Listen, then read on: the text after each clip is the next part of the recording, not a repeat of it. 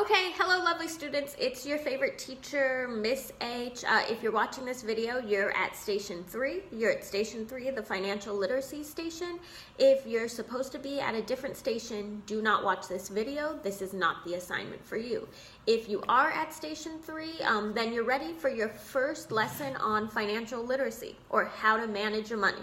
Everyone wants money, but you need to know how to manage it. That's really important. So the first thing you need to learn is cost of living. And it's really easy to infer what cost of living is. It's exactly what it sounds. The cost of living is how much it costs you to live in a certain place. So cost of living is how much does it cost you to live in a certain place? How expensive is it to live in a certain place?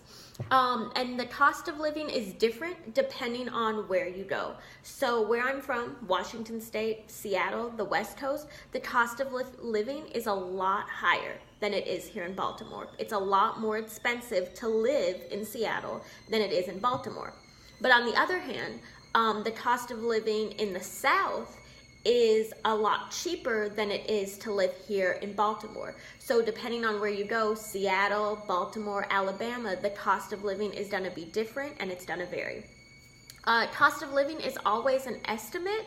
Here in Baltimore, I'd say the cost of living for a single person is about $1,000 to $1,300 roughly. That's just an estimate.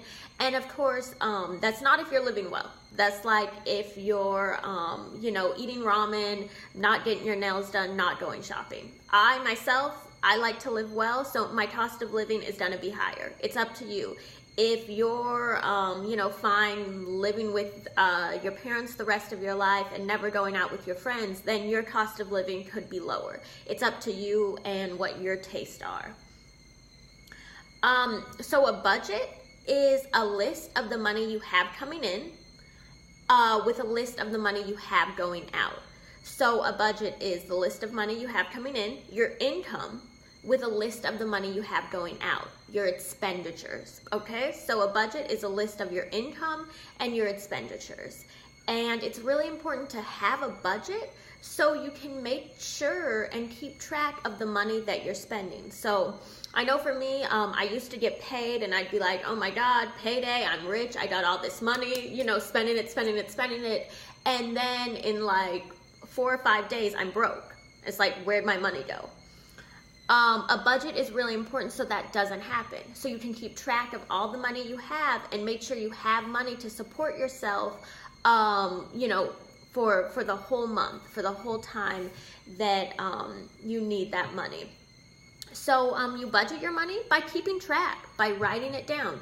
There's a lot of different charts and templates and forms I'm going to give you so you can keep budgets for yourself. But you budget your money by writing it down, taking the time to track it. Again, you track your income, the amount of money you have coming in, versus your expenditures, the amount of money you have going out. And I'm going to talk today a little bit about checking and savings account. I'll talk about this more as we go on in the quarter, but first, it's really, really important for you to have a bank account. You need to have a bank account. That's how you're going to cash your check, have a debit card, get to go to the ATM, all of that. So you need a bank account. If you don't have a bank account, it's a lot of times you're gonna spend some money just to get your money. So you'll have to pay to cash your check. Whereas if you have a bank account, you don't have to pay for that. They'll do it for you because you're a member of the bank. So a checking account is money that you're gonna use often. It's hooked up to your debit card. It's money that you're gonna spend regularly. While a savings account is money you're saving. You're not spending it. It's there, you're just saving it for maybe you're saving it for a car, or maybe you're saving it because you're about to move or take a trip, or maybe you're saving it for college, or you're saving it just because you want to have that backup money if you ever need it. And that's exactly why it's really important to save money and have some sort of a savings account, because you never know when you're gonna need it. Okay, say for whatever reason, if you have to move out of your apartment, you get evicted and you need to move. You need to have a savings account so you have money to do that. Moving is expensive. If like you ruin your car, you crash your car and you need to get a new one, you want to have some money in savings to help you pay for that. A savings account ensures that you're not living paycheck to paycheck and you're not broke without money, without any food, like a week before you get paid. Okay?